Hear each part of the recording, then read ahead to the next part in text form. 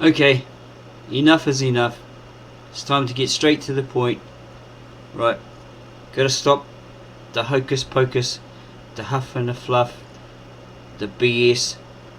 Okay, game's over. Jig's up. Time to tell the truth.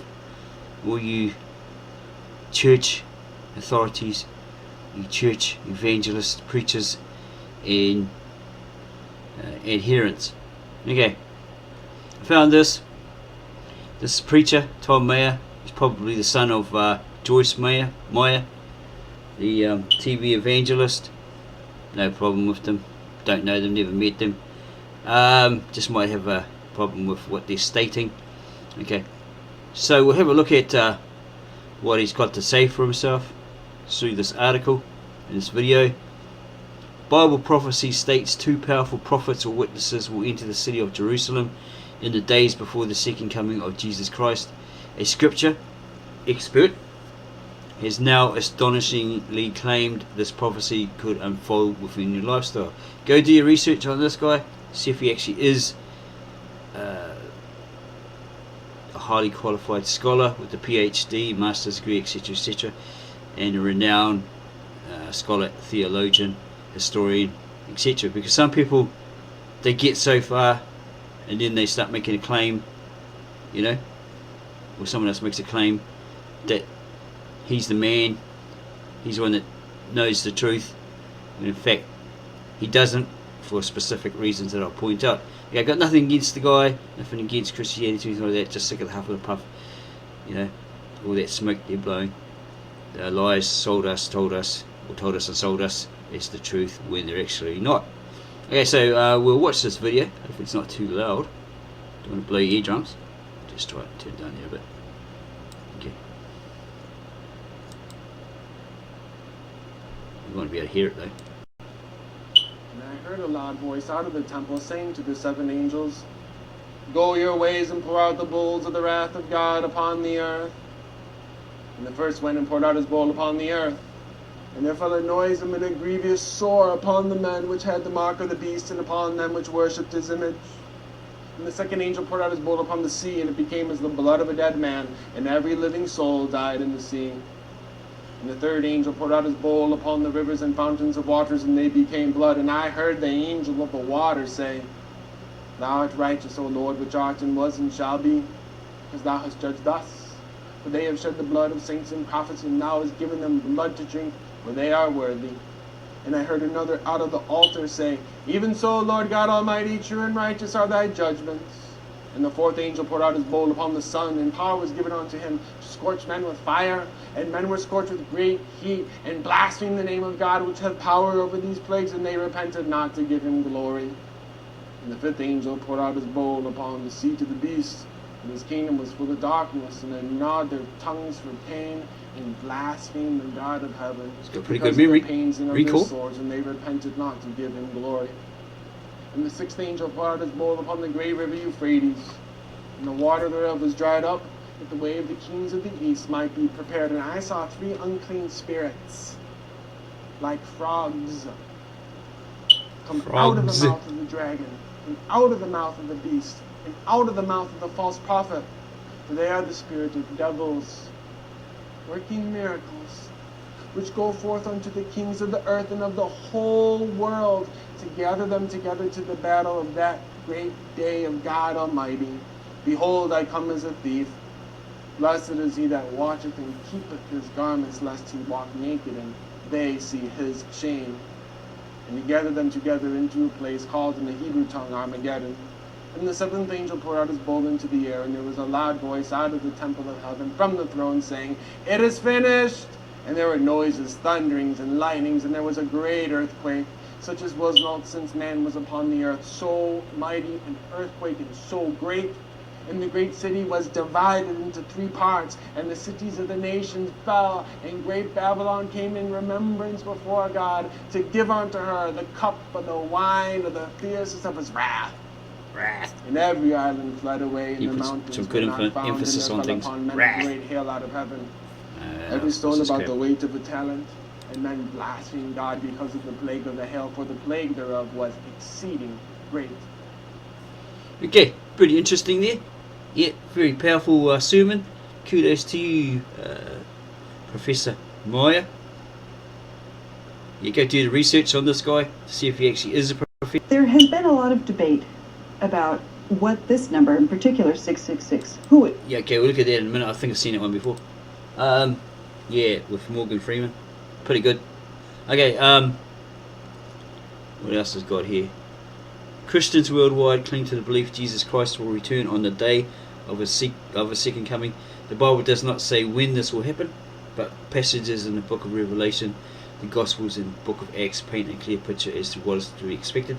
On the day, Hebrews 9:28 for instance reads, so Christ, having been offered once to bear the sins of many, will appear a second time, not to deal with sin, but to save those who are eagerly waiting for him. Okay. Revelation 22:12 reads, behold, I am coming soon, bringing my recompense, or my payback, with me to repay everyone for what he has done. Yeah. According to some interpretations of Scripture, the second coming will be preceded by the rapture, the sudden disappearance of Christians, in an age of strife known as the Great Tribulation.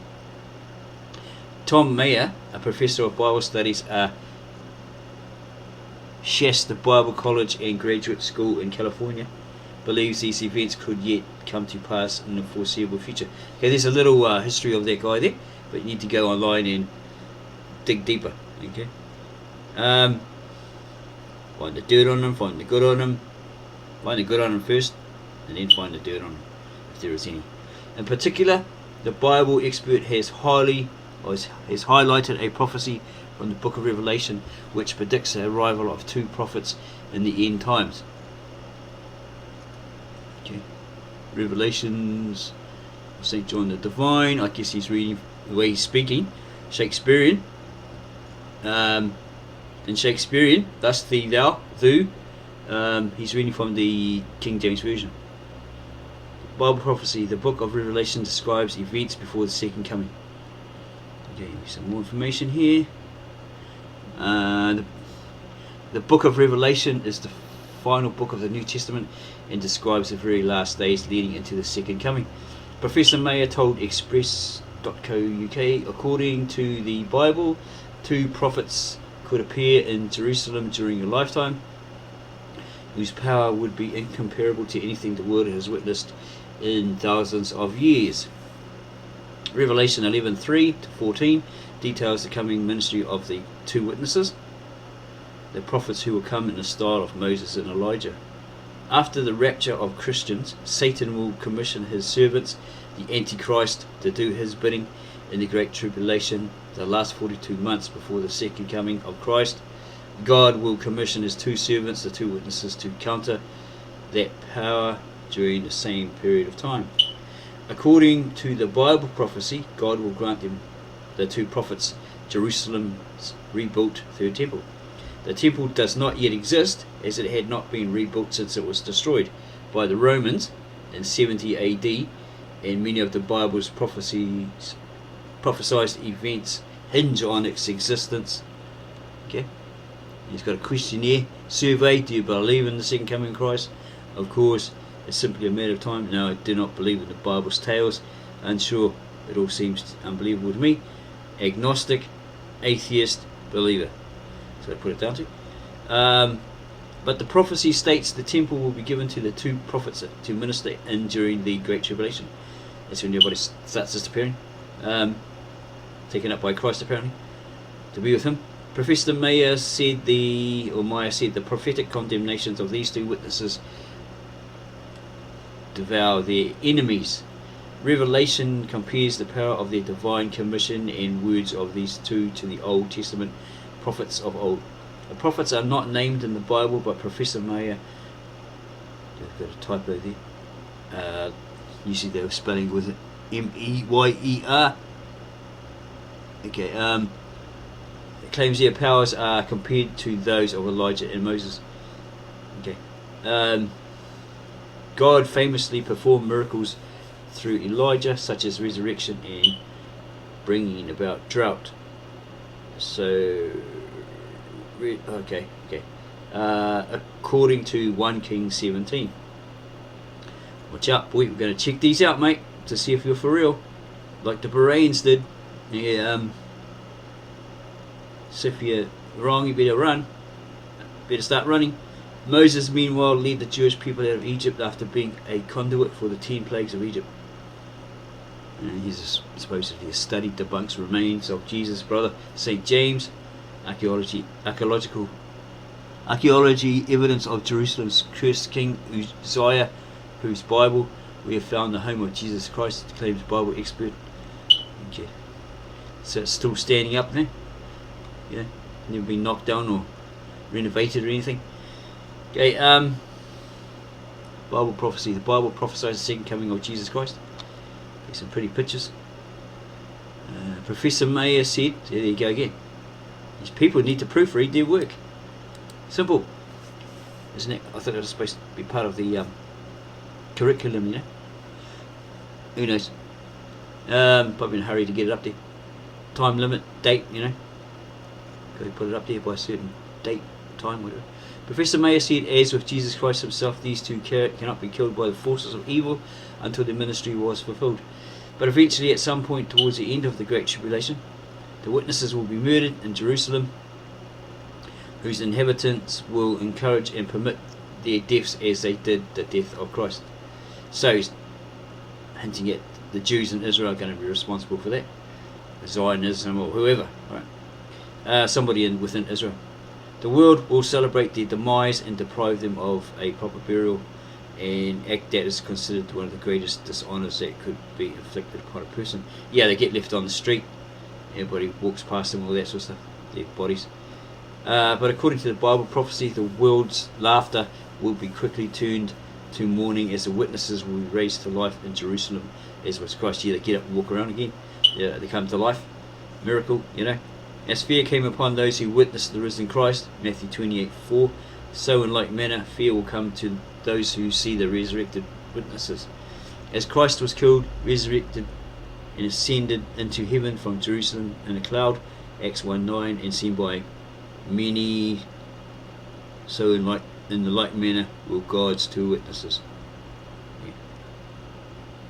Some Christian figureheads, however, believe it is not our place to try and anticipate when these prophesied events might unfold. According to Stephen Whitmer, the pastor of, that's here, Peppermint, where's the glasses? Pepperell Christian Fellowship in Pepperell, Massachusetts, there's an important lesson in patiently waiting for Christ's return. He said, when our waiting for Jesus is founded on God's promise, we draw our confidences from the dependability of the one who has made the promise. That's good news for Christians, because the God of promise is the sovereignty, Lord of history, and therefore totally reliable. Jesus Christ himself said in the Gospels, but about that day or hour no one knows, not even the angels in heaven, nor the Son, but only the Father. According to theologians, that was never originally there. We'll figure that one out. It was placed there, it was added to it. We'll go check that one out. There's some related articles, and that's it, I believe. Yep. There's a conversation down here. This guy saying, having read the New Testament in the original text, Greek, it's not the original text. Hello! It's clear that Professor Mayer in this article does not interpret the intended original meaning, but have altered them for sensationalism. The same sensationalism coupled with idiocracy that is common in American professors. You'll find it in modern art and even in courtroom drawings done in America, where the race of white person is made to appear brown, i.e. Ghislaine Maxwell.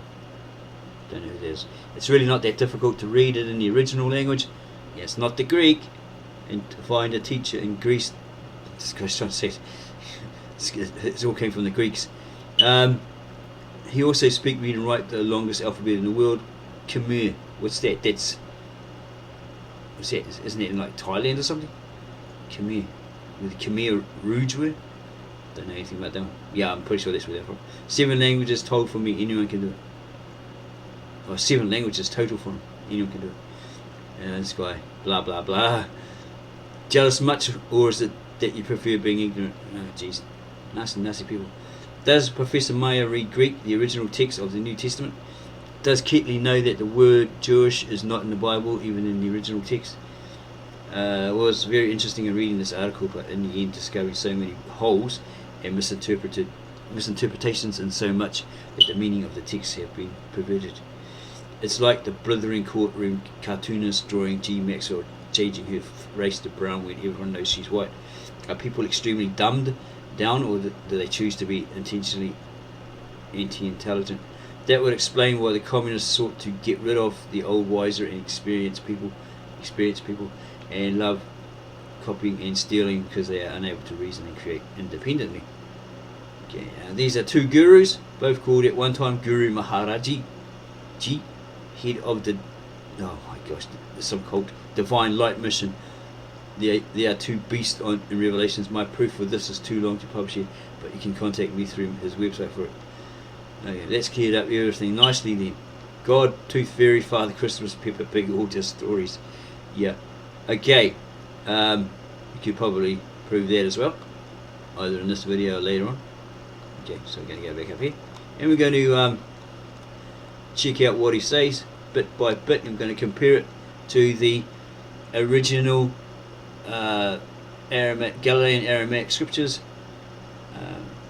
given by two of the disciples or more. Let's say two for argument's sake, Thomas and Thaddeus, who supposedly when the Jerusalem church was destroyed, they fled across lands through China. Someone left a stele there with cuneiform, Chinese and then Aramaic underneath. They are seen and photographed by native-born Aramaic-speaking translator, filmmaker Victor N. Alexander. He's from Vietnam, apparently, but lives in the US. And they went to India, and they founded this church, supposedly today, the Apostolic Orthodox Catholicos Church of the East, right, in Urhai. And then they went through India and founded these other churches, and they left these manuscripts with the appointed high priest of that church, and then hid them for 2,000 years. I mentioned all this in another video. And they preserved them, right? They hid them and preserved them for over 2,000 years. And the head patriarch in 1957, Isai Shimon, stated, it's on Andrew Gabriel Roth's, the AramaicsScriptures.com, because he's got the Syriac Peshitta, Eastern Syriac Peshitta. He's got hold of those supposed original manuscripts and translated from the Eastern Syriac Peshitta into English. He adds the fonts, he adds the words, so it makes it easy for you to learn. There was a statement up there about the head patriarch in 1957, Isai Shimon, attested to that. Okay, that they had the originals. They've given the originals by the two disciples, and they've been hidden for 2,000 years and haven't been messed with. Okay, they're exactly as they were when they were given. So it's not the Greek. Okay, there's the supposedly there was the Aramaic, right? The Assyrian Aramaic or Asherit, Kitab Asherit, and then there's the Hebrew. So they're both sister languages. The Aramaic and the Hebrew were sister languages.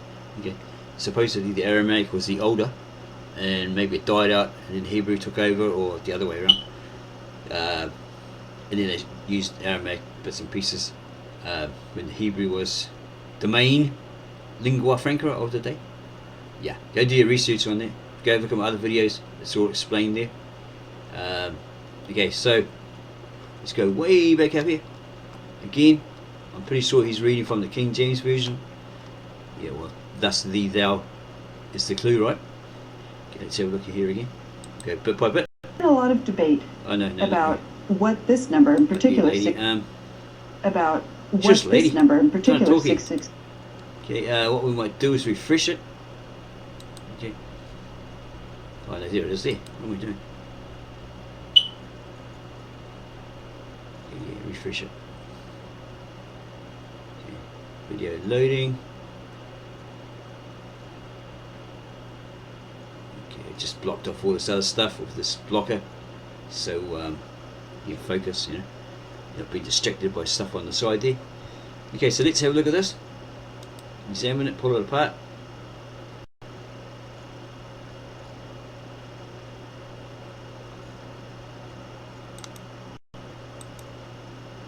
Okay. Always puts it on mute. Go your ways and pour out the bowls of the wrath of God. Okay, I can't really hear you, bro. Let me turn you up. Why does this thing so slow? Upon the earth. So with that, it's just... And I heard a loud voice out of the temple saying to the 7 angels, Go your ways and pour out the bowls of the wrath of God upon the earth. And the first went and poured out his bowl upon the earth. And there fell a noisome and a grievous sore upon the men which had the mark of the beast, and upon them which worshipped his image. And the second angel poured out his bowl upon the sea, and it became as the blood of a dead man, and every living soul died in the sea. Okay, so it's Revelation 16. We'll go have a look at the original, in the original language, Galilean-Aramaic. Okay, where the hell are we? 16. I'm not too sure exactly what verse he started from, but we'll have a look.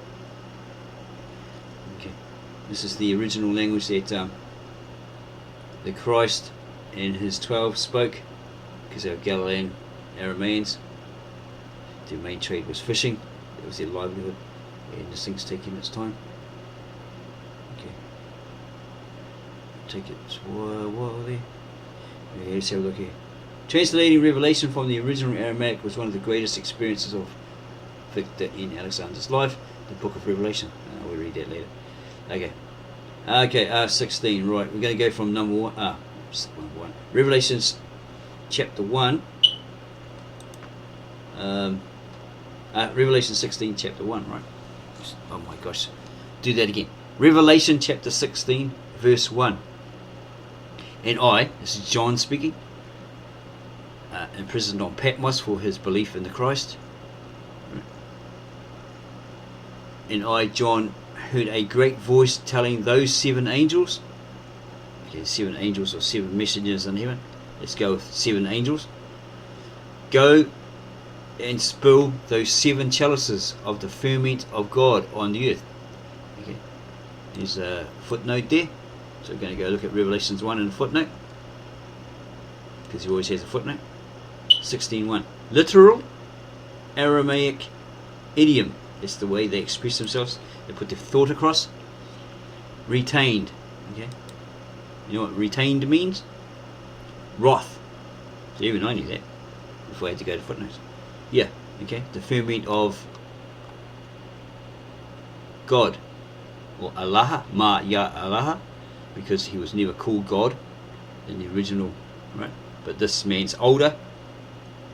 Maybe he really wants to emphasize it, so he puts the word God. So if he puts Allah, whatever you like, that's Allah, that's Islam. I don't like this version, but it's Allah, A-L-A-H-A, which is from the Aramaic. Goes right back to the. She goes right back to the Damu. There's a word Allah, A-L-A, which is keeper of the net. Okay, so in the first one, the first angel or messenger went and tossed his chalice on the earth, and a wicked pestilence and boils afflicted humanity, those who possess the mark of that demon and those that worship his image. Okay, so people are going to go, this is all futuristic, it's coming soon. No.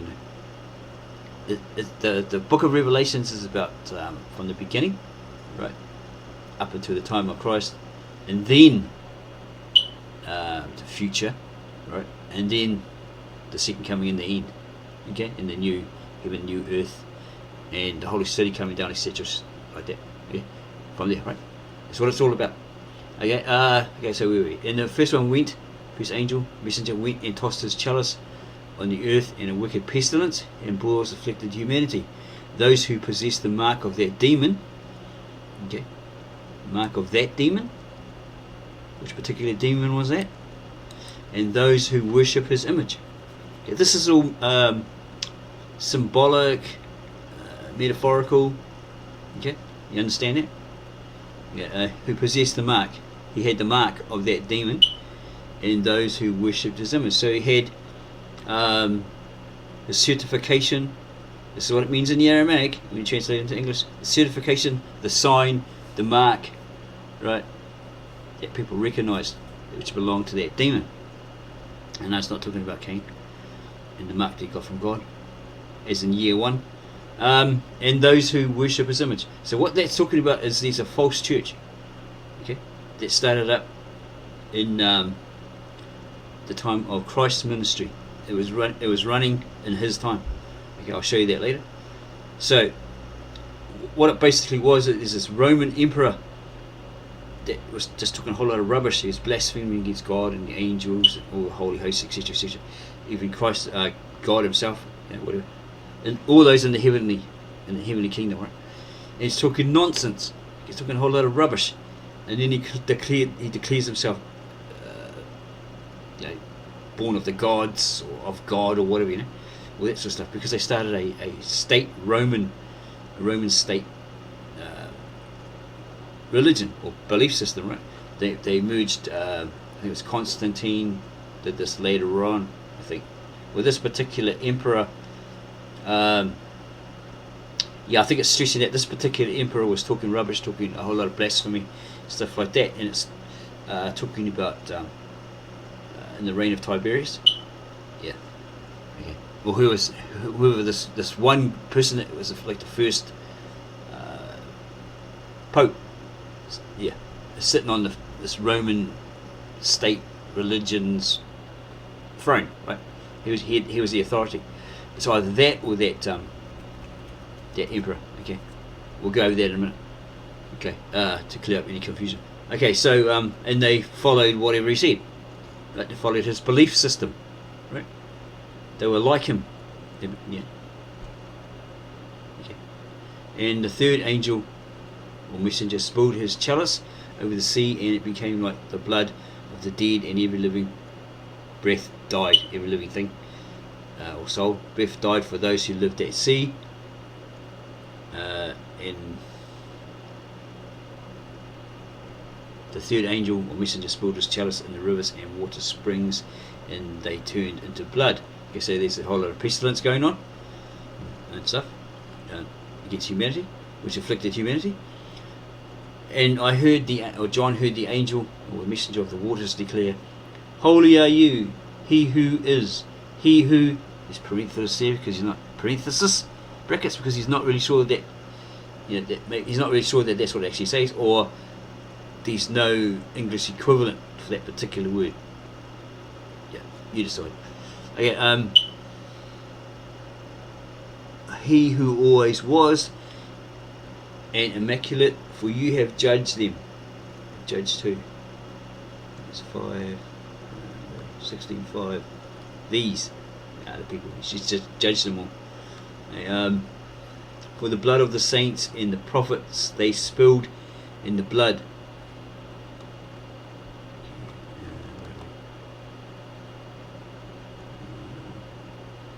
6 was it? That's not 15. What was that one? The blood.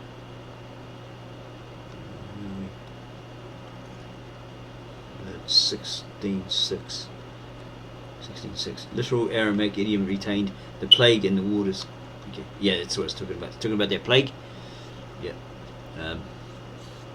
That you gave them to drink.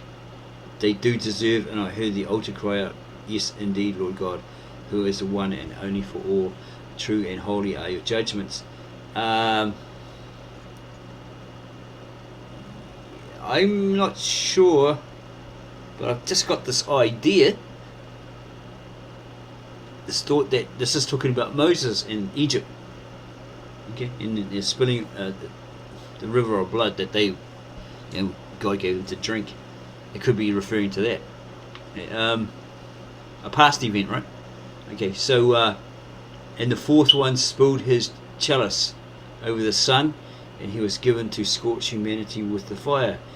And those people were scorched in the great heat, and people blasphemed against the name of God, who has authority over these plagues, and they did not repent so as to give him glory. So modern day Christians could refer to that, or claim that that's going to happen soon, right? These two prophets, or two prophets that come to Jerusalem and do all this sort of stuff, right? They have that power of Moses and Elijah, so they're repeating what Moses did. So that could be it there, right? That person there that he saw could have been Moses, right? And putting the plagues upon Egypt, etc. Yeah. And the fourth one spilled his chalice over the sun, and he was given to scorch him humanity with the fire. And those people were scorched in the great heat, and people blasphemed. They talked a whole lot of nonsense, cursed God, all the holy host, etc. And people blasphemed against the name of God, who has authority over these plagues, and they did not repent so as to give him glory. And the fifth one spilled his chalice on the throne of that demon, and made his kingdom dark. And they chewed their tongues because of the soreness. Okay, so I'm not sure here, but I'm pretty sure that's going on about Egypt again, or it could be about Rome, because Tiberius apparently he lost his marbles for a while there, went away, or maybe got kicked off the throne, off the seat of power. Ended up with supposedly something that affected his face, and he's known as the ugly emperor or something. Go do your research. This is what I've come across. There's actually a sordid movie called Caligula with is it Roddy McDowell? He was on Clockwork Orange. Yeah. Who's the one that was on Planet of the Apes? Was that Roddy McDowell? Oh, Malcolm McDowell. Sorry, yeah, Malcolm McDowell. Completely different guy. And I found that movie, even though it's pretty sordid, orgies and stuff like that, not recommended for kids to watch. Who are trying to learn history, Roman history, the debauchery and stuff like that. He was a nut. He was insane. This Bob Guccione has like, etc. has like really made it factual. Yeah, Tiberius had something wrong with his face. He's played by Peter O'Toole. Lawrence of Arabia. What's the other one? Oh my gosh. Dulcinea. What's it? Man of La Mancha, is it? Yeah, that guy. He played Tiberius. Yeah, and he had all these things all over his face, like syphilis or something like that, something horrible. Yeah. So apparently this guy was affected by something, and he had these things all over his face. He's called the ugly emperor. And behind his back, of course. Right? He went away for a while, and someone else took over. Yeah, go do your research, your personal research. Go check it up. That's what I found. Yeah. Don't take my word for it. Go and look it up for yourself. Study it for yourself. Okay. What did I jump? Okay. And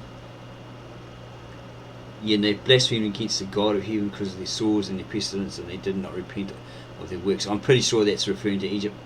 And the sixth one spilled his chalice on the great river Euphrates, and its waters dried up, so that the way was laid out for those kings from the rising sun. Okay, so this is probably a future event. This one here, the Euphrates, and the kings of the rising sun. We think that the kings of the rising sun is Japan, yeah, because that's what they're known for. Their symbol on their flag, right? In World War II, etc. The rising sun, the land of the rising sun. Yeah, but yeah, don't take my word for it. It could be somebody completely different. Yeah. And the sixth one spilled his chalice on the great river Euphrates, and its waters dried up, so that the way was laid out for those kings from the rising sun. Okay, let's have a look at that. What's that? 1612, is it? 1612. Okay, literal Aramaic idiomatic construction, from the east, or rising of the sun. So it's not Japan. It's just some nation from the east, or rising of the sun. Yeah.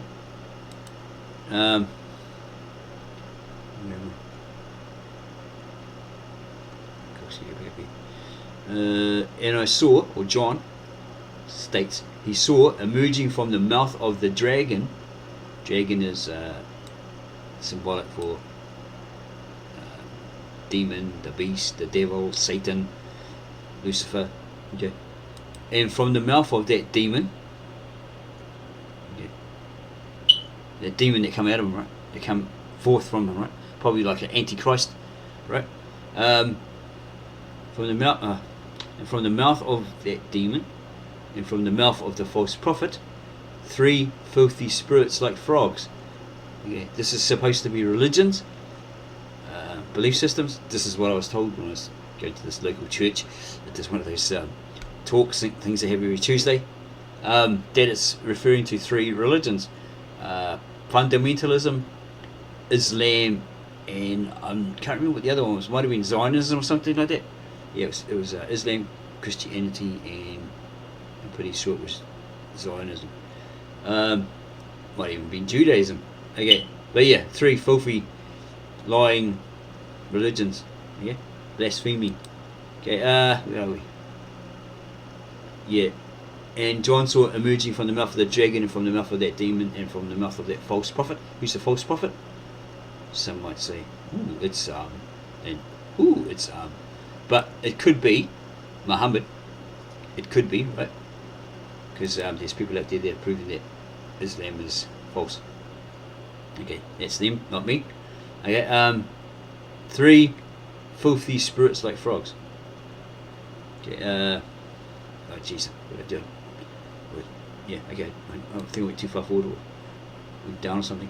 And I saw it emerging from the mouth of the dragon, and from the mouth of that demon, and from the mouth, this demon, it's anti-human, it's inhumane, hates humanity.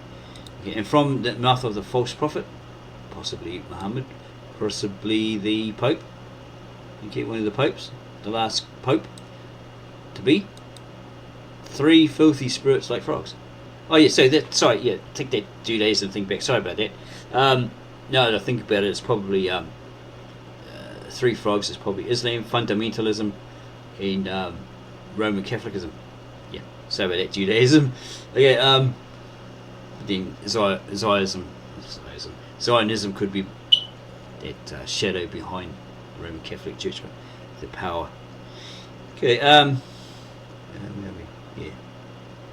So you have to be really, really careful of like what people are telling you, right? So I just made a booby there, you know, and somebody could go, yeah, it's the truth, because he's saying it's the truth. So they go parrot it when it's not, okay? Because I simply made a mistake.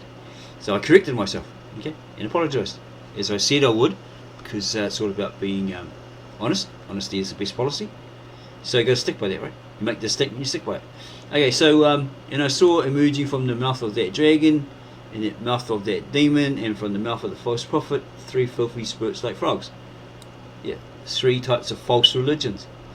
Okay, for they are the signs of the demon of oblivion.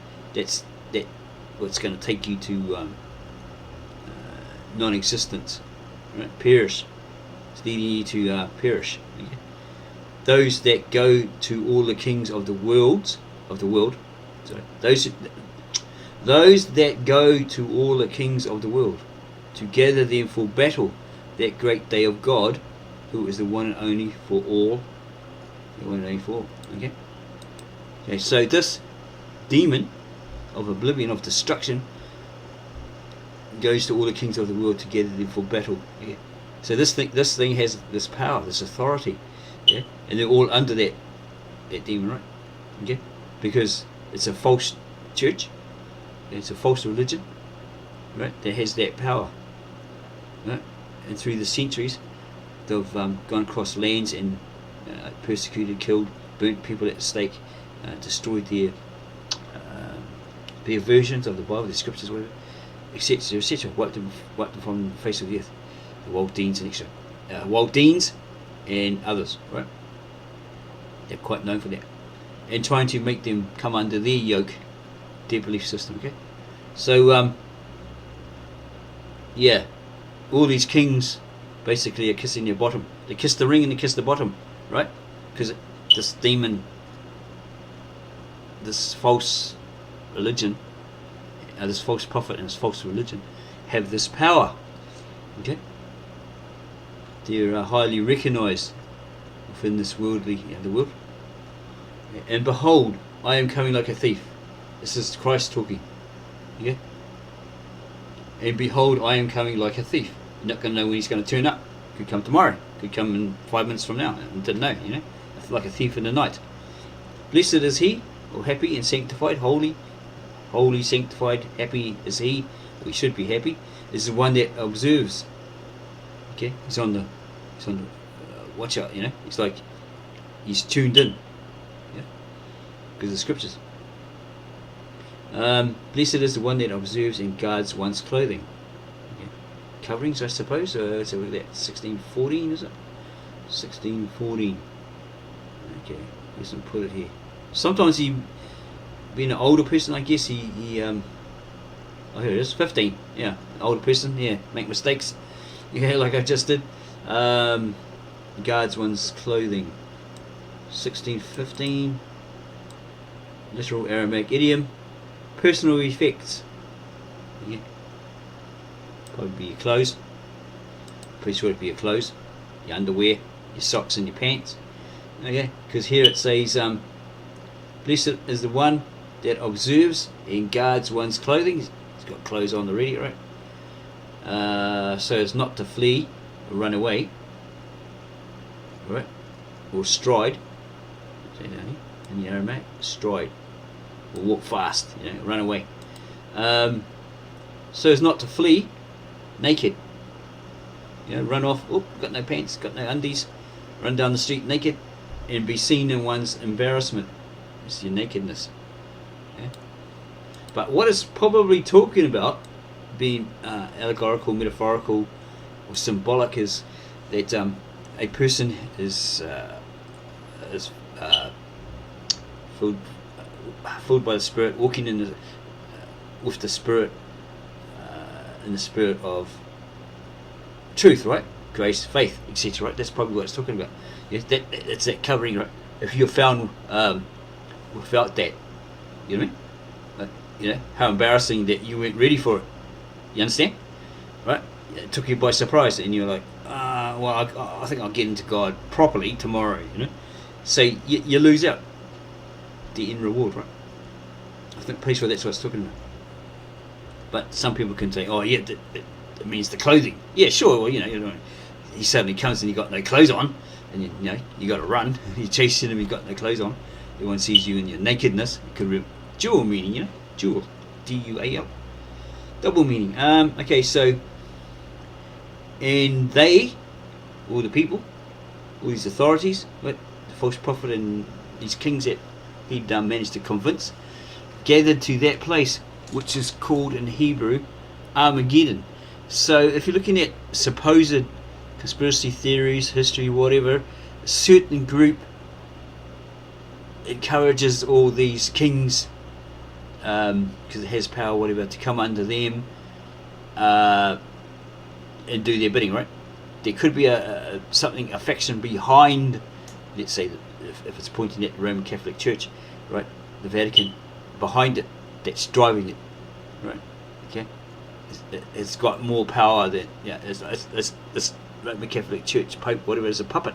Okay, or he's got ties with this certain group. Okay, some conspiracy theorists will say, Zionism, the Illuminati, blah blah blah blah blah. Whoever it is, right? The power behind this power, okay, to drive it, to move it, to get these kings, these subjects, these subjugated to do its bidding. Okay,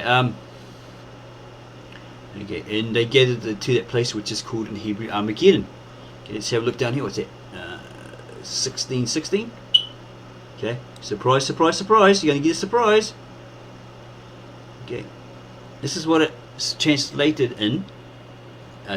as from the original Aramaic Galilean that Jesus, the Christ, his 12 disciples spoke, and possibly this John, imprisoned on Patmos Island for his belief in Jesus Christ.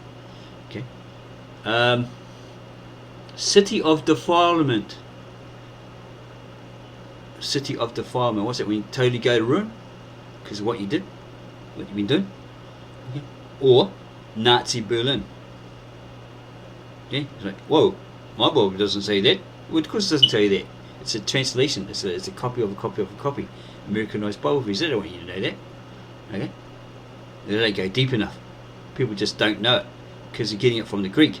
not from the original Galilean-Aramaic. And the Greek is not going to be saying that, right? The Greek is a latter language that all was translated into. Okay. Apparently, Koine Greek is the closest to the original ancient Aramaic and Hebrew. Anything else after that, nah. It's like, nah, not even close. Okay, you probably got a modernized Greek. Okay. Okay, so 16. Okay. So it's not some. Yeah, there is an ancient region where the Egyptians apparently fought some other people, Megiddo. Okay, I don't think it's really referring to that. And you've got the conspiracy theorists and these churches and that saying, oh, it's a future event, you know, all the army's going to get together and, you know, boom, there goes Israel, or they try to attack Israel and blah, blah, blah, all these conspiracy theories. Well, they're actually wrong. If this is the original Aramaic, Galilean-Aramaic manuscripts from Thomas and that, and John, whatever, hidden and preserved by these, given to the original Church of the East, and hidden by those priests for 2,000 years, right, not being tampered with, then what have you got? Let's put one of you. Yeah. Let's just use this for an example. I'll get a proper one. I'm just going to use this. Pull up the Mormon Bible. Okay, like say you got a King James version here, right? This is not telling you that stuff. Okay, it's a letter. Taken from the supposed original Aramaic, Hebrew, and Greek, translated into the Old Germanic, from the Old Germanic into the Old Latin, and then it's translated into English, and then modern English, etc., just like that. That's okay. By the scribes, the monks of the Roman Catholic order, faith, right? Like Tyndale, Luther, Wycliffe, etc., etc. You have to go look at this other video I did on the these are where all the Bibles come from, the and the lies told by the American Bible Society, to realize where they actually came from. All these scribes got hold of it and supposedly corrupted it. So that's why you got on one column all these Bibles, these translations coming from that you got today, coming from the Roman Catholics, okay, and the American, pushed out by the American Bible Society. And then on one side you got no Textus Receptus, whatever the other one was, and King James, right? They've left that out, but they couldn't mess with the King James in 1611, so that's a pretty good version to use a reference, right? 1611, because King James authorized certain people to do a new version for the re-established Church of England, right? And then he authorized it to be read in those churches. Okay, so if these Christian pastors tell you, oh, it's the only one that's supposed to be read in every church, no. He's deluding you. He's living in an illusion, okay, because he hasn't studied it enough, right? You got to read the footnotes and stuff like that. Read that the dedication letter that's in the front of the really old versions, right? And it tells you it's right there. Okay. Okay. So yeah. Okay. It's you're gonna get a surprise here. Okay. I should be making money off this. You know, if you want to donate, and you're in New Zealand, get your SB Bank and chuck some money in my account. 12304504700. 04070. I can't remember the rest of it. I can't remember the rest of it. Yeah, was it 123? Oh my gosh, I can't remember my own thing. I think it was 12-30454070. I can't remember the rest. And the last thing is 56. 056. Yeah. But that's not what it's all about, right? But yeah, it's nice to get paid. I've been told by someone, got told off by someone, oh, you should not give your information for free. Think about health, wealth and prosperity. Yeah, I'd set up a donation page, but having problems with PayPal. Every time I open an account, not making any money, I suppose. They say, oh, it's a security risk, or there's no money going in there, all these excuses, so they keep limiting it and shutting it down, so I got sick of it, right? Yeah, and I needed Stripe and all this stuff. I just can't be bothered with that, right? I'll probably get my donations for a congregation, whatever, from doing work on the street, like David Lynn in Vancouver, Canada. Yeah, I'll work it out eventually. Yeah, just joking about their bank account thing. But if you want to donate, yeah, go for it, New Zealand. Yeah, anyway, I'm going off track here. Where was I? Yeah, they gathered in one place called, in Hebrew, called Armageddon. And the seventh one spilled his chalice on the air, and a great voice emerged from the temple that declared, ooh, ooh, here it comes, here it comes. Right, and what's he saying there? 17. Was that 16, 17? Okay, 16, 17 here. Literal Aramaic idiomatic expression. It is happening. What's happening? World War II. It's funny enough, I was playing a game called I think it was Vietnam or Viet Cong or something, and running towards this gun range at the beginning of it to practice how to shoot properly and all that, throw grenades and stuff, firing range, and went past these two white guys standing there, this ramp, and a black guy, and he says, "Hey man, all this is like Revelations, whatever. It's World War II, man. It's Vietnam, Vietnam and all this sort of stuff. Right? It's Armageddon, man." Like that. Like that started making me think. And then I found this. It's like, oh my gosh, someone was trying to tell you something. Might have just been a theory or something, but here it is. Okay. Yeah. So he sees. Here it comes. It's coming. And there was lightning and thunder and it sound. There was lightning. Oh my gosh, I really need to learn how to read. 101 comprehension. And there was lightning. Okay, it's an old man's mistake. Era. He does those things. Because he wears glasses. And there was lightning and thunder and sound. What are you trying to say? And there was a great earthquake, like there never was since there were human beings on the earth. So great an earthquake there occurred. This is one earthquake that never ever happened before. Right? Okay? You think, oh, okay, it's like, is it greater than this one? Forget all that. It's not talking about like, a natural disaster earthquake, right?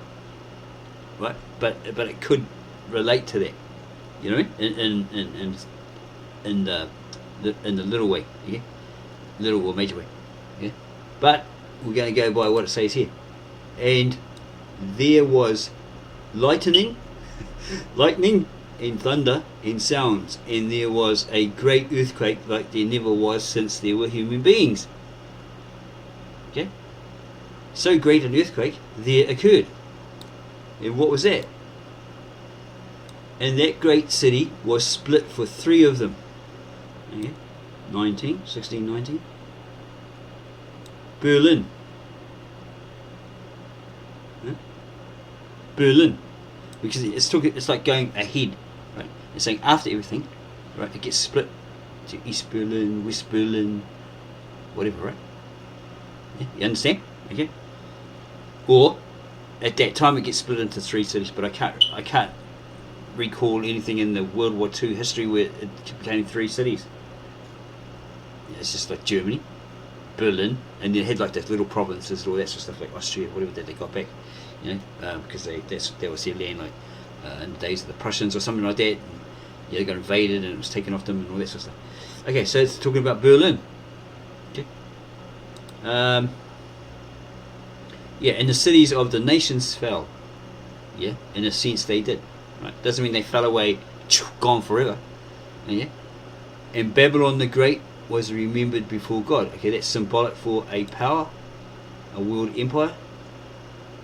Yeah, of that time, Babylon the Great, because they were like Babylon. Yes, it's a world empire, or it's an empire at that time that was ruling at that time. Okay, had the authority, the power. Was remembered before God, as it was given the cup of wine of that ferment of God's anger, or the cup of wrath in your modern versions, right? They would face His wrath, His fury, payback, right? Because of all the crap that they've done over the centuries to the saints, different people like that. They cruised across countries, invaded, lop, burn, all that sort of stuff for centuries. Even though they apologised, they still have their history, right? In later times, they apologised. Sorry about that. We regret that. Yeah. Okay. So that great city was split for three of them, and the cities of the nations fell. And Babylon the Great was remembered before God, as it was given a cup of wine of that ferment of God's anger, payback. And every island ran away, and there were no mountains to be found. Well, maybe it's a futuristic thing. I'm not really sure on that one. Okay, because that means like there's no land, there's nothing, no mountains can be seen, all gone, right? Okay, some might point, well, that's Armageddon, that's the nuclear bombs and all that sort of stuff. This is in this era, okay? This is what John's seeing, right? And he's seeing this World War II era. So what's this earthquake? Okay, what caused this gigantic earthquake? Right? Never before experienced, never before felt or seen since the beginning of humanity. Okay. It probably just appeared like that, right? When he saw it, it looked like, oh my gosh, there was a mountain, something happened. Whoa, it's gone, it's flattened. Where did it go? Oh, there was this area here, this land, boom, it's gone. Where did it go? Yeah. He might have seen a vision of a nuclear war, but I'm pretty sure he's like talking about that area, World War II. Okay, he could have seen something, Hiroshima or something like that. Yeah, he could have seen that. Nagasaki, right? The dropping of the atomic bomb. Gone. They were there. Boom, gone. That's probably what he might have saw. Foresight. Okay, but I will stick with the WW2 era. Okay. 21. And a great hail, heavy like talents. It's not like the Moses days where God made the rain come down in the form of hail. Knock them on the head, all that sort of stuff. Give them a hard time. A great hail, heavy. That's like weighed, just massive, heavy. Right? A ton. Like talents. Talents is Greek coins. There's coins, right? Okay, whether they're gold or silver, whatever that. Those coins. Because he's relating to what he has at hand, right? If you go, oh, heavy like talents, people might think, oh, well, he had a talent. He was a singer. He was a dancer. No, that's talent. Okay. It could be talons, or also talents in English. Greek coins or coins. Okay. Very heavy, right? Weighty. Probably when you put them in your toga pocket, you pulled it down, you see your bottom or whatever, something like that. I don't know. Just playing around there. Made it heavy in your pocket, right? Fell from the sky over humanity. So this something, these talents, these coins, these symbolic coins, fell over mankind. From where? The sky. They fell out of the sky, right? And those people blasphemed.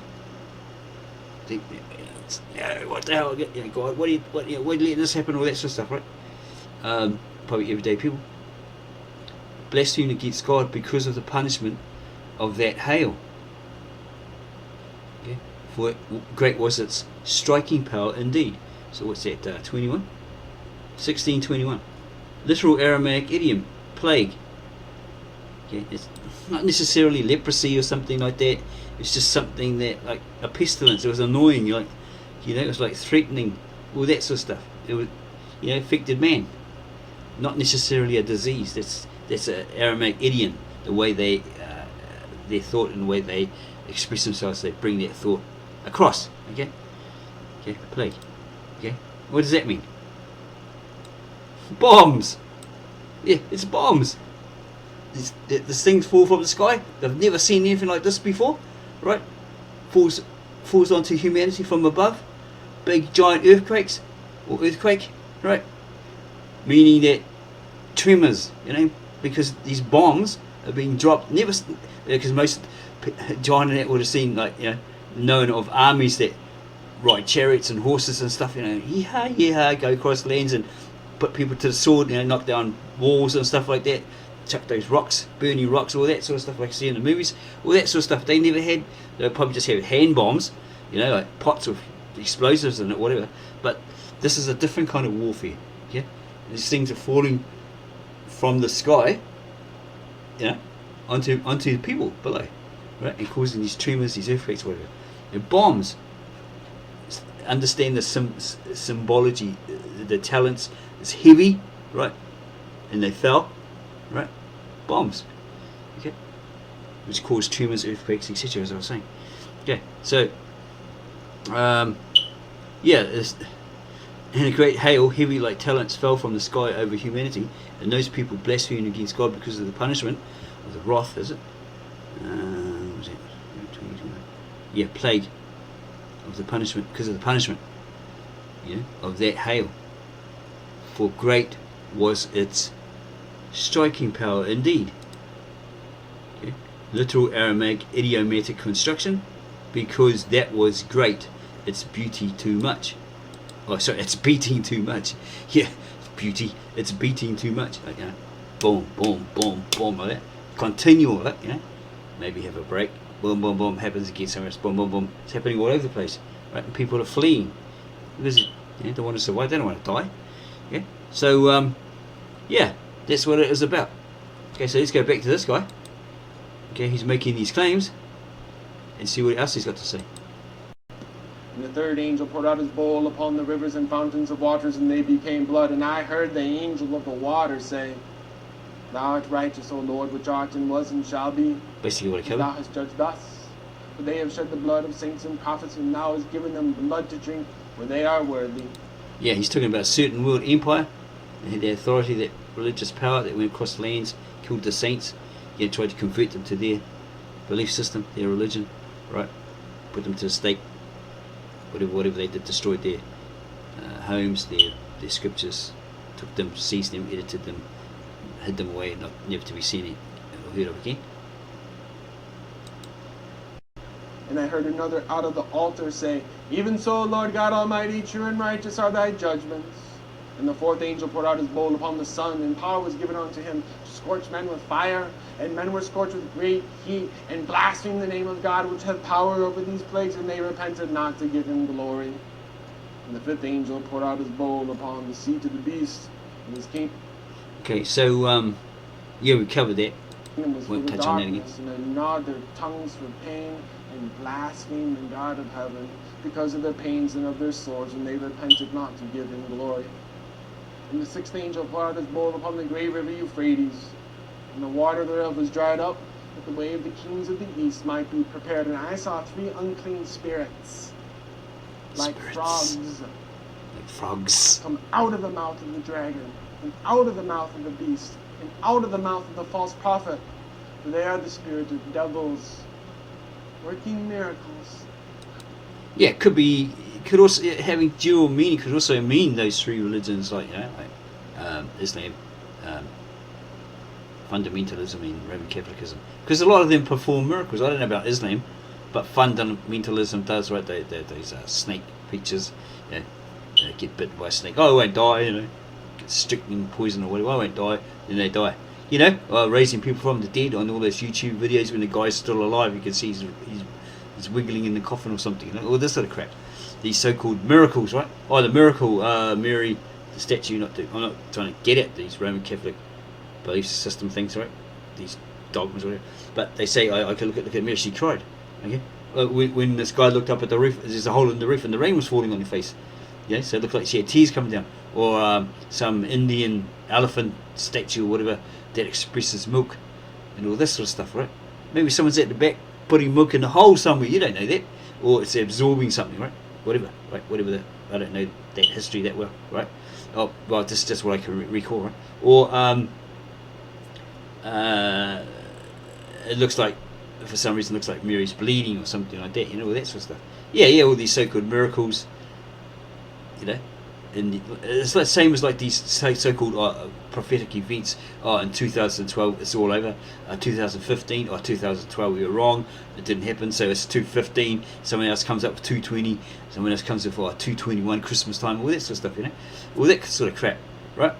Yeah. So yeah, all these so-called miracles, all these people can do that sort of stuff. At the moment, I think might be Roman Catholic ministers in Africa or somewhere going around and touching people and healing them. It could be a God-given power, right? They could be doing it for real. They could be just, something else. Okay. Let's see what this guy has to say. Some more. Go forth unto the kings of the earth and of the whole world, to gather them together to the battle of that great day of God Almighty. Behold, I come as a thief. Okay. So he's like going, what the demon, Jagan, whatever, gathers all these kings of the world to fight this one battle, right?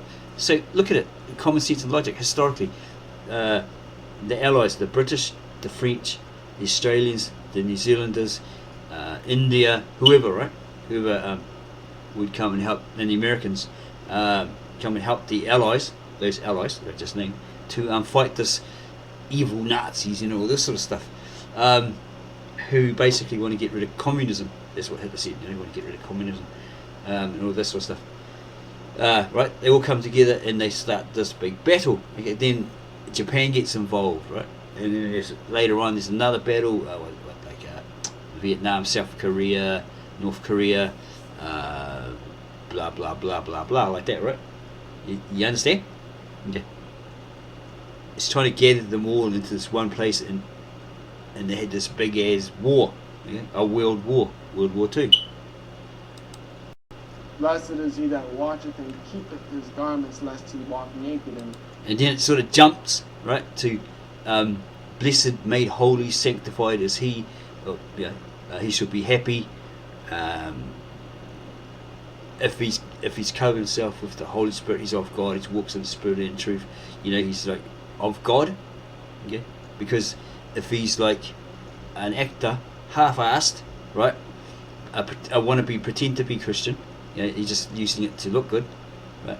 What they call it, lukewarm, right? When this Christ comes, like a thief in the night, right, and gathers all his flock, this person will think, oh, geez, he gets left behind or whatever, right? He missed out because he wasn't the full quid. He wasn't the real deal. He was acting, right? He's just taking it on to look good, or he's a lukewarm, whatever, right? However they put it. Okay, so there's your shame. You haven't got that godly clothing. You're not dressed in that godly clothing, right? You're found to be naked, right? And everyone can see your shame. It's symbolic, right? Okay, but some people want to use it as a dual mean, right? But that's basically what it's saying. Okay? Your shame is revealed. Okay? It's like Adam and Eve. They had this covering, right, which was the presence of God, and then they sinned, right? They have no longer have that covering, okay, because sin separates them from God. Okay, so they realized, oh, I'm in the nutty, I'm naked, everybody can see my bits and pieces, my rod and tackle, etc. Right? Oh, how shameful! See, it's a double meaning, like, because you sinned, you don't have that cover of God, that presence of God, so you're exposed. Yeah, you're naked without it. Hopefully you can understand that. Yeah, Christians all should understand that. Anyway, they see his shame, and he gathered them together into a place called in the Hebrew tongue Armageddon. And the seventh angel poured out his bowl into the air, and there was a loud voice out of the temple of heaven from the throne saying, "It is finished." And there were noise. He said, "It is finished." No. That's in his King James Version. He's saying it's finished. It doesn't say that in the original Aramaic, Galilean-Aramaic. What did I say it said? It said, where is it? I'm going to find it. Here it comes. Okay, let's go have a look at these modern versions. What is it? Revelations. At the end of it here? Yeah, Revelation 16. Is it? Yeah, 16:16. Yeah. We've got a King James Version here. Okay, he said it's finished. Okay. Because as I said, you've got to be careful what these people are telling you. They're telling you a lot of fluff, right? According to what they perceive, what they think they understand, or what they've been told, and they've been made to parrot, right?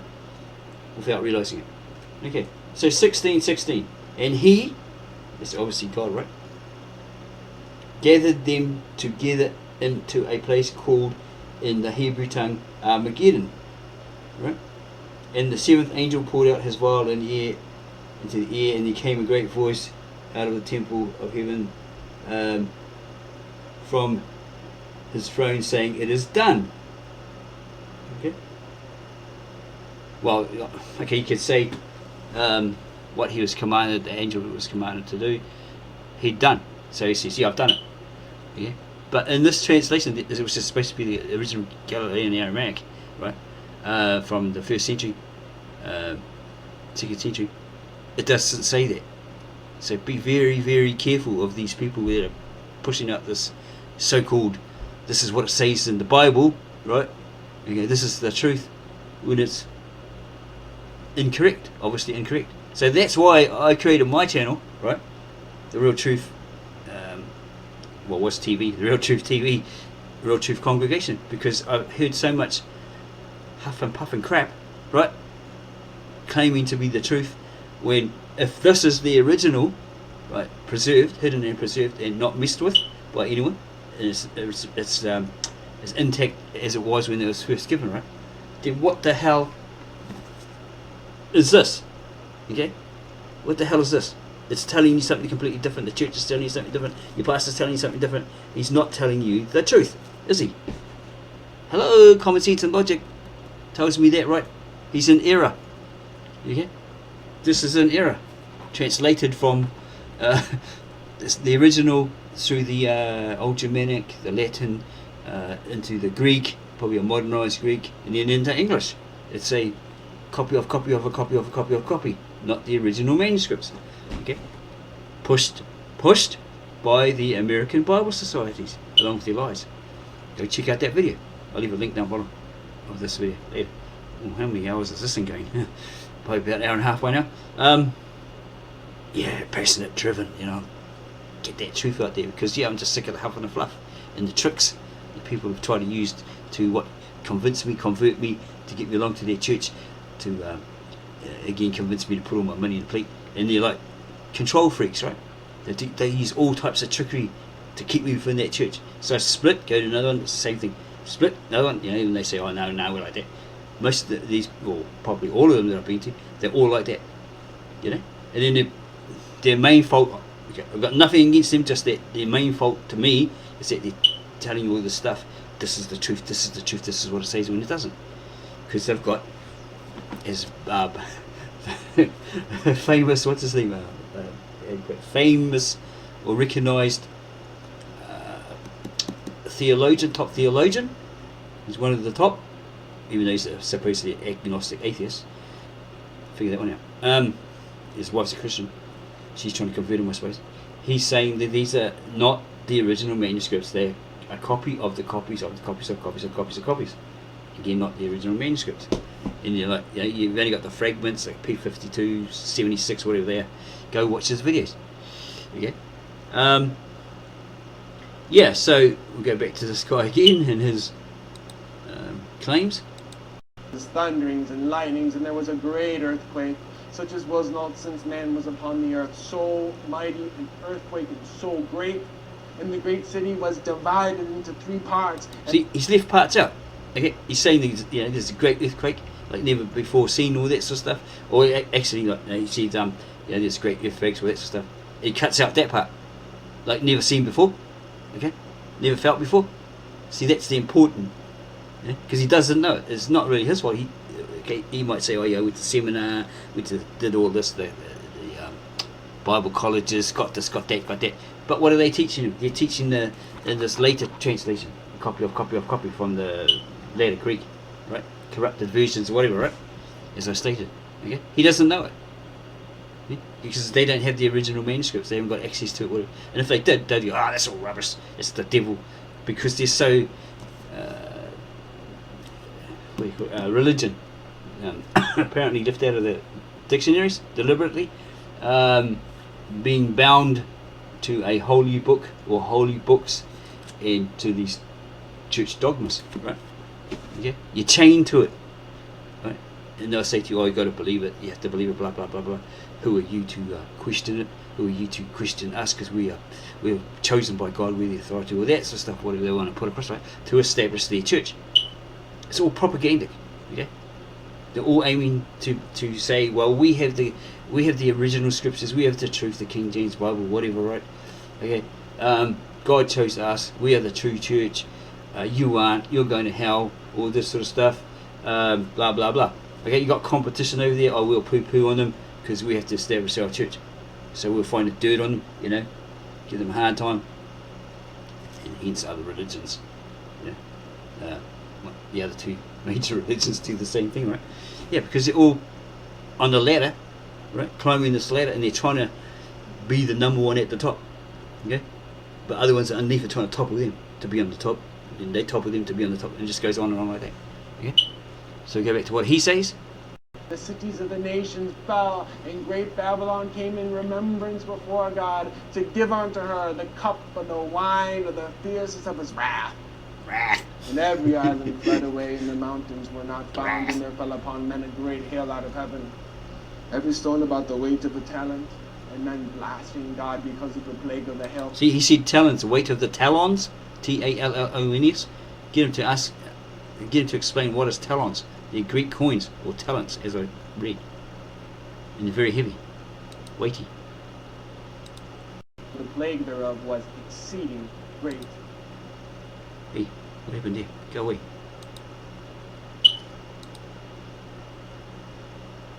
Okay, this thing's so And I heard a loud voice out of the temple saying to this giving glory. And the fifth angel poured out his bowl upon the seat of the beast. And his kingdom blasphemed the name of God which hath power over it. And the fourth angel poured out his bowl upon the sun, and power was given unto him to scorch men with fire, and men were scorched with great heat, and blasphemed the name of God which hath power over these plagues, and they repented not to give him glory. And the fifth angel poured out his bowl upon the seat of the beast, and his kingdom was full of darkness, and then not the seed of the beast. Who's the beast? It's that symbolic for nation, right? This authority, this power. Go back there again. Seems I really interrupted it. Was full of darkness, and then gnawed their tongues for pain. And poured out his bowl upon the seat of the beast, and his kingdom was full of darkness, and then gnawed their tongues for pain and black. Yeah, see, so this certain nation, let's say Rome, okay, they fell into a decline. They fell into debauchery because of what they're doing, whatever, right? Sinning and all that sort of stuff. Yeah, and then claiming themselves to be gods, born of the gods, and all this blaspheming the one true God, right? Talking nonsense, and also talking nonsense about the heavenly host, God himself, etc. Right? These things, because if you're not under God, right, you're not blessed, right? You're under his curse. You see? So they get all these things happening to them. They're starting to slowly fall apart. They're getting attacked by the Huns on the left, up the top. What's the other ones? I can't remember the other ones. One's on the right, one's on the over here, one's over there. They're getting attacked from all corners. And then from the inside, they're German units. Yeah. And like fighting amongst each other, and everyone's trying to invade them, right? They're falling apart. It's called the decline of the Roman civilization. But they're going for all this crap, okay? Because of recompense. Because of their pains and of their sores, and they repented not to give him glory. And the sixth angel poured out his bowl upon the great river Euphrates. Okay, so go back here, see if I can find this for you. This is quite long, quite lengthy. You can go have a break and come back, pause it, whatever. But it needs to be said, right? Okay, where am I? I've got to find it. Let's see if it's in 17. Hopefully it's here. 17. Where is it? That they were blaspheming, talking nonsense, in the time of Christ's ministry. I'll go back because I think it might be earlier or later. Yeah, it should be earlier. Yeah, during his ministry, during his days, this empire, this authority was blaspheming, talking nonsense. Where is it? No, it must be back. Okay, yeah, I think I've done another video of it, so trust me on that one. Okay.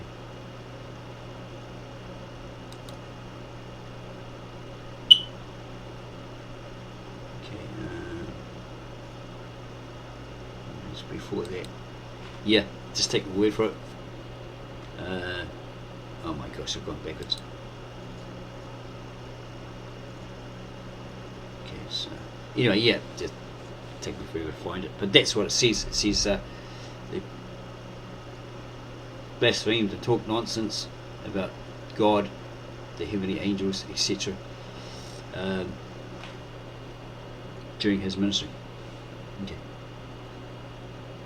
Because I think it was Paul speaking to his crowd, his followers. You know, the Antichrist is coming. In fact, he's already here.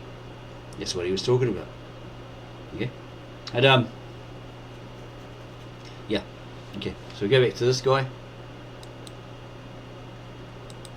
The water thereof was dried up, that the way of the kings of the east might be prepared. And I saw 3 unclean spirits, like frogs, come out of the mouth of the dragon, and out of the mouth of the beast, and out of the mouth of the false prophet.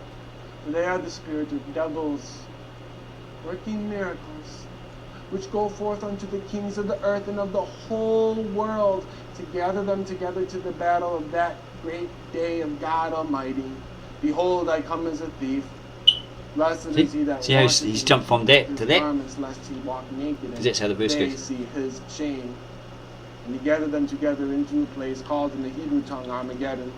And the 7th angel poured out his bowl into the air, and there was a loud voice out of the temple of heaven from the throne saying, "It is finished!" And there were noises, thunderings, and lightnings, and there was a great earthquake, such as was not since man was upon the earth. So mighty, never felt before, so great. Never experienced. And the great city was divided into 3 parts, and the cities of the nations fell, and great Babylon came in remembrance before God, to give unto her the cup of the wine of the fierceness of his wrath. And every island fled away, and the mountains were not found, and there fell upon men a great hail out of heaven, every stone about the weight of a talent. And men blasphemed God because of the plague of the hail, for the plague thereof was exceeding. Yeah. See, in the Aramaic idioms, he's not saying that, right? It's not literal hail.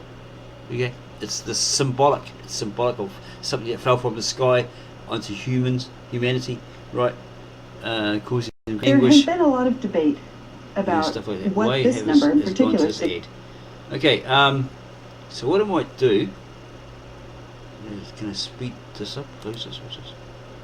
Get rid of this. Is this an ad or what? Yes. I don't know why it's jumped there. Anyway, I don't know why it's jumped there. I think what I might do is I might shut this one down and then go see if I can get the rest of that guy's statements. Yeah, because he's actually like preaching something he doesn't really know anything about. So as I said, that's my channel. That's what I'm about. Real truth and the Real Truth Congregation. So hopefully, if this was interesting to you, even though rather long, that you enjoyed it. So subscribe to my channel, add your comments below, ring that bell so you don't miss out on the second part of this or any other great revealing truth videos that I create, okay, based on the scriptures.